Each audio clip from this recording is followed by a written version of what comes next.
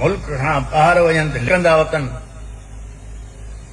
मुल्क जे अंदर भी न कंहिं गमी में अची सघनि, न कंहिं ख़ुशी में अची सघनि। फ़ाइदो इन शइ जो छा आहे?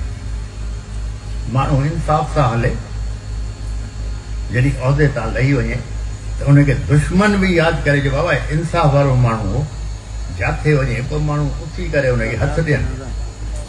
अॼुकल्ह जो माण्हू लहनि था पंहिंजे उहिदे तां, माण्हू उन्हनि खे ॾिसी करे मुंहुं फेरे था बीह रहनि, मथां हथ ॾियणो पए।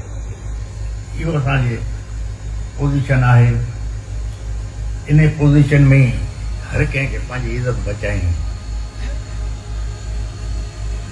ख़ुदा कंदो तव्हांजे लाइ, असांजे लाइ, इन मुल्क जे लाइ, बलूचिस्तान जी अवाम जे लाइ, बलूचिस्तान जे नौजवाननि जे लाइ हुजूर पाक जे सदक़े में चङो वक़्तु ॾींदो। तव्हां बि दुआ कयो, उमेद चङी रखो, छो जे उमेद पंहिंजे रब में आहे। इंसान में कहिड़ी इंसान उमेद रखे? तव्हां सभिनी जी महिरबानी, तव्हां तकलीफ़ कई, तव्हांजो सभिनी जो शुक्रिया। ख़ुदा तव्हांखे ख़ुशि रखे।